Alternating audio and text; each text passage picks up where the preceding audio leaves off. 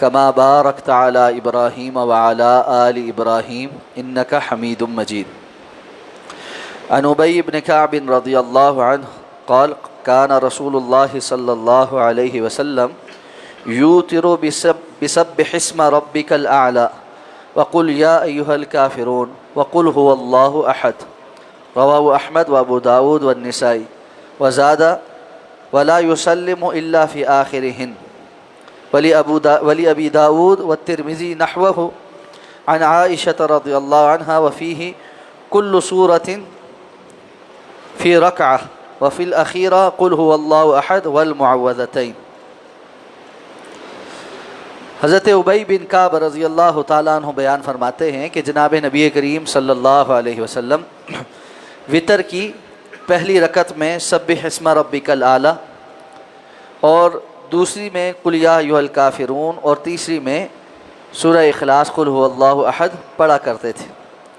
اس حدیث کو امام احمد اور امام ابو داود اور امام نسائی نے ذکر کیا ہے اور سنن نسائی کے الفاظ میں یہ الفاظ زیادہ ہیں اور آپ صلی اللہ علیہ وسلم وطروں کے آخر میں ہی سلام پھیرتے تھے. اور اسی طرح سنن ابی داود میں اور جامع ترمذی میں اسی سے ملتی جلتی روایت حضرت عائشہ رضی اللہ تعالیٰ عنہ سے بھی مروی ہے جس میں یہ الفاظ ہیں کہ ہر صورت ایک رکعت میں پڑھتے تھے، یعنی سبح اسم ربک الاعلی ایک رکعت میں، سورہ کافرون ایک میں، اور آخری میں سورہ اخلاص کے ساتھ معوذتین بھی پڑھتے تھے، یعنی قل اعوذ برب الفلق اور قل اعوذ برب الناس. وطر سے متعلق احادیث مبارکہ ذکر ہو رہی ہیں. ان احادیث کو بیان کر کے چند جو اہم مسائل سمجھ آتے ہیں اس میں یہ کہ بالعموم رسول اللہ صلی اللہ علیہ وسلم وطر کے 3 رکعات پڑھا کرتے تھے، یعنی عمومی طور پر 3 رکعات پڑھا کرتے تھے. اور اس میں پہلی رکعت میں سورہ اعلیٰ سبح اسم ربک الاعلی اور دوسری رکعت میں سورہ کافرون اور تیسری رکعت میں سورہ اخلاص. یہ آپ کا عموم کا عمل تھا.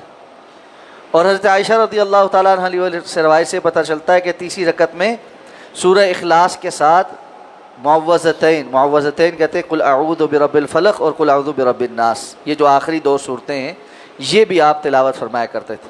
تو کبھی بندہ آخری رکعت میں صرف سورہ اخلاص پڑھے اور کبھی تینوں آخری جو صورتیں ہیں یہ تیسری رکعت میں پڑھے.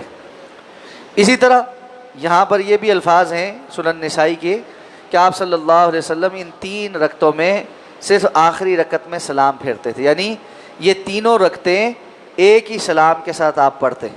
اور ایک ہی سلام کے ساتھ پڑھنے کی جو ترتیب ہے دوسری روایت میں الفاظ ہیں آپ صلی اللہ علیہ وسلم نے فرمایا 3 وطر پڑھتے ہوئے اس کو مغرب کی نماز سے مختلف کرو. تو مغرب کی نماز سے مختلف کرنے کا طریقہ یہ ہے کہ دوسری رکعت کے بعد مغرب میں ہم تشہد بیٹھتے ہیں جبکہ وطر میں دوسری رکعت کے بعد بھی تشہد نہیں، اور سیدھا آپ نے کھڑے ہو جانا جس طرح پہلی رکعت کے بعد کھڑے ہوتے، اور ایک ہی تشہد میں جو تیسری رکعت میں آپ نے بیٹھنا ہے اور پھر سلام پھیرنا ہے. تو یہ 3 وطر اکٹھے ادا کرنے ہوں تو یہ طریقہ کار رسول اللہ صلی اللہ علیہ وسلم سے ثابت. اور یہ 3 وطر اگر انسان نے اکٹھے نہ پڑھنے ہوں تو پھر 2 رکعات پڑھ کے سلام پھیرے اور تیسری رکعت علیحدہ سے پڑھے اور پھر اس کے آخر میں سلام پھیرے. یہ بھی رسول اللہ صلی اللہ علیہ وسلم سے ثابت عمل ہے. اللہ ہمیں سمجھ کر عمل کرنے کی توفیق عطا فرمائے. سبحانک اللہم و بحمدک نشہد ان لا الہ الا انت نستغفرک و نتوب الیک.